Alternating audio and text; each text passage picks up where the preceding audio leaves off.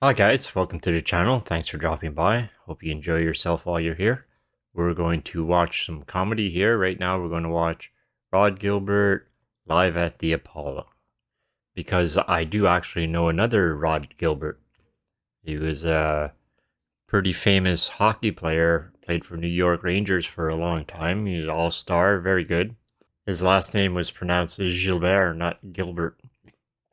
But it's spelled the same way. We've seen a few clips of him, I think. I know I've seen one with his luggage there at Montreal. And he's on the other shows, the 8 out of 10 Cats and Would I Lie to You? So he's a very funny guy. We're going to watch this one, Rhod Gilbert live at the Apollo. And remember, if you like the video, to, like the video.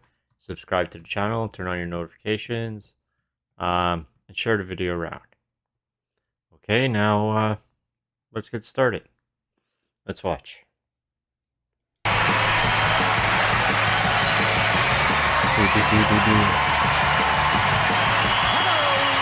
Hello, ladies and gentlemen, hello. Good evening, are you well? Welcome to Live at the Apollo, ladies and gentlemen. Each and every one of you is very, very welcome. We have a wonderful show.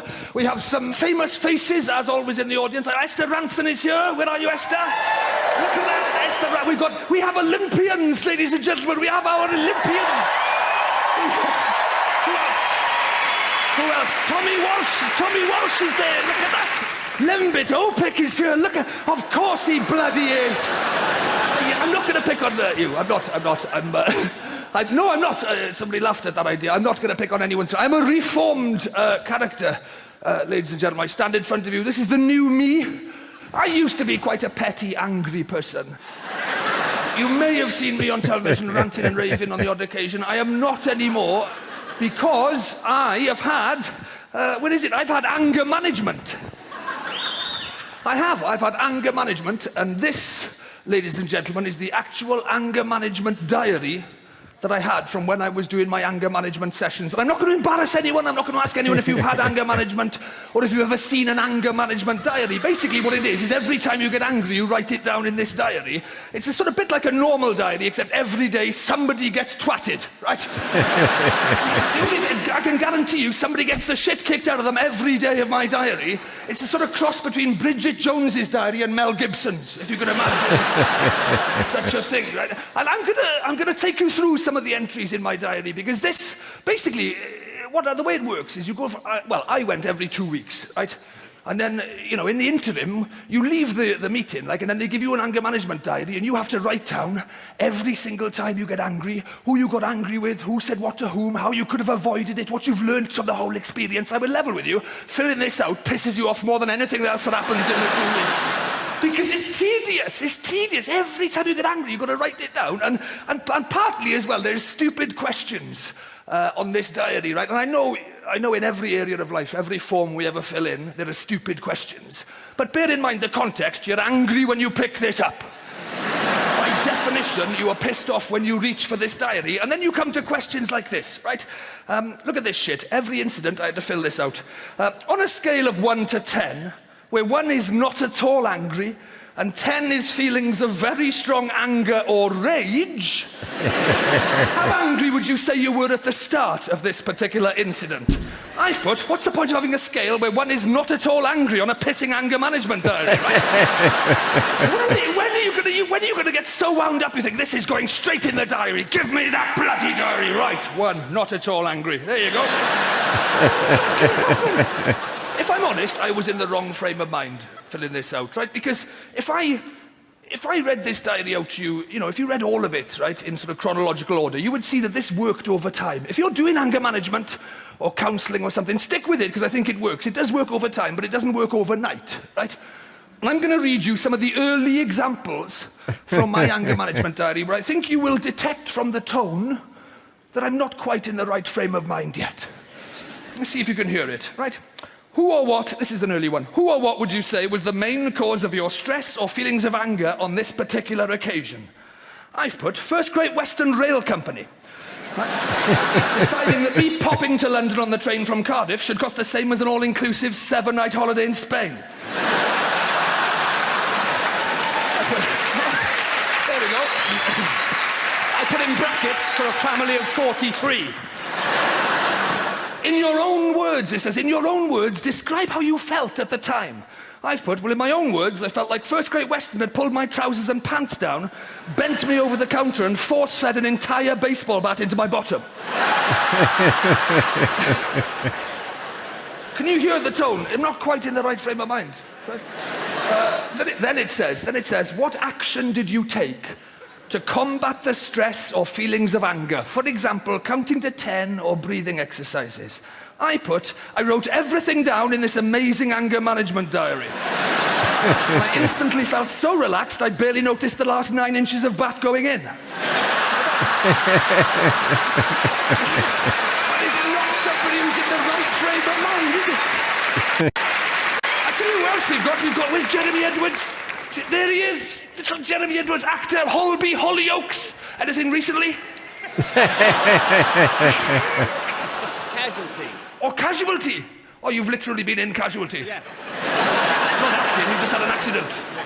How have you damaged your wrist so violently? Punching a comedian. No, I got... You're punching a comedian. Very nice. Very nice.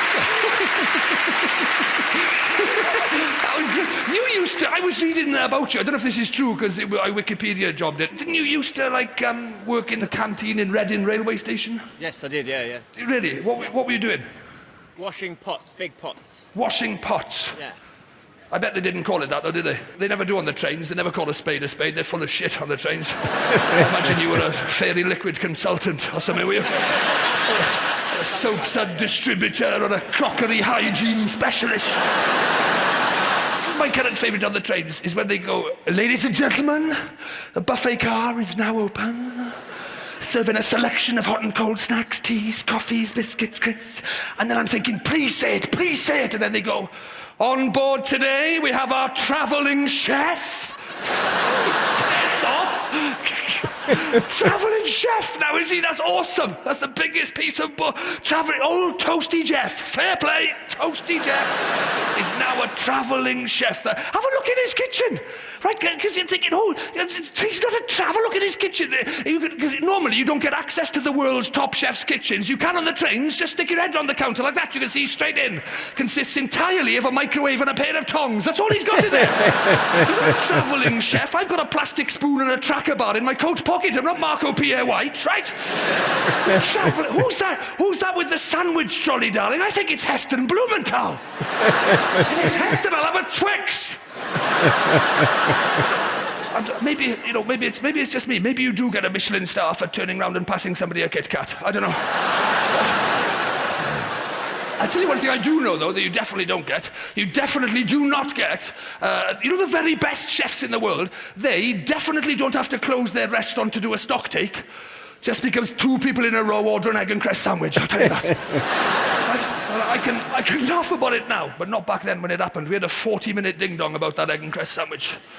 Because he wouldn't sell me an egg and cress sandwich because it was his last one. And if he sold it to me, people wouldn't know he did egg and cress sandwiches.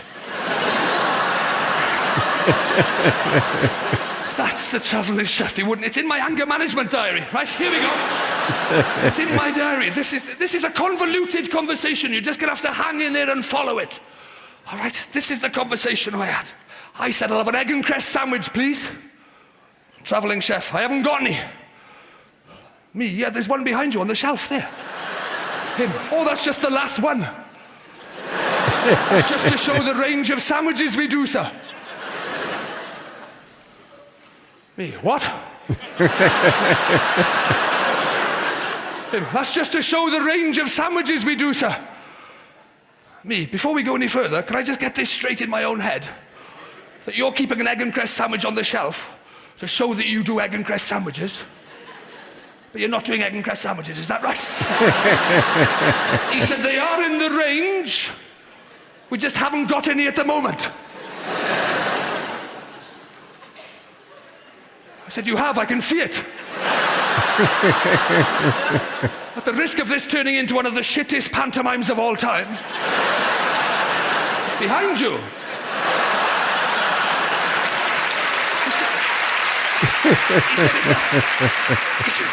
He said, if that one goes, people won't know we do egg and cress sandwiches. I said, but you don't do them. I'm trying to get one and look at the state of me. He said, we do them. I said, oh, good, I'll have one then. He said, we haven't got any. I said, you have, you travelling pissing chef. I can see the crest sticking out from behind the egg. Either that or it's the worst mirage I've ever come across. He said, look. He said, look, sir. He said, it's quite simple. I thought, is it? He said, it's quite simple.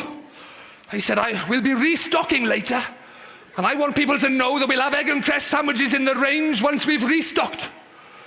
I said, but once you've restocked, there'll be egg and cress sandwiches on the shelf, won't there?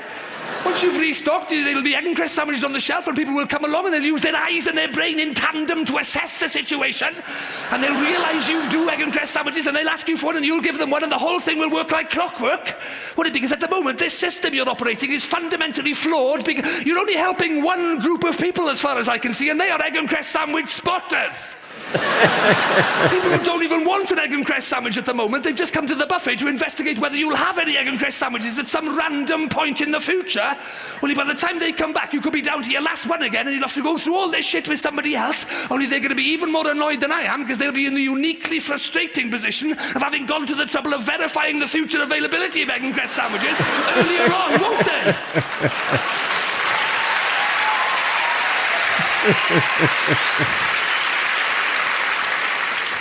What are you talking about?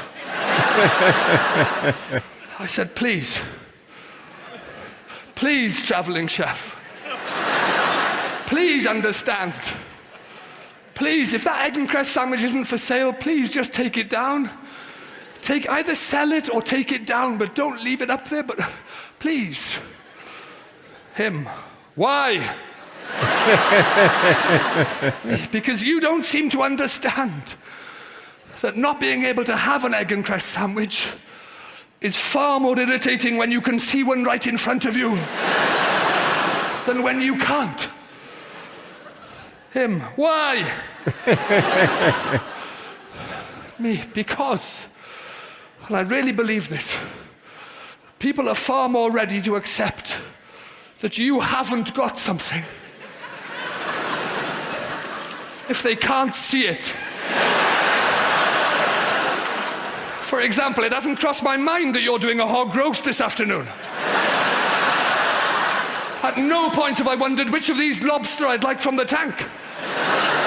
What lobster? Me, exactly. Do you see how it works with the eyes and the brain? And he said, I can do you prawn. If you like lobster, I can do you prawn. 20 minutes later, I had prawn. And I almost had a full nervous breakdown. When he passed me that prawn sandwich, he said, huh, that's my last one of those as well.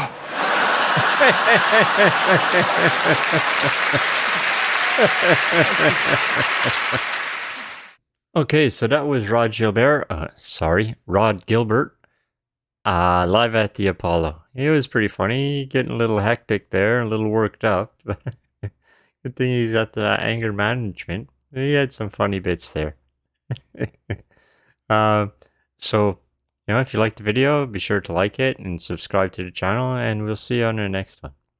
Have a nice day.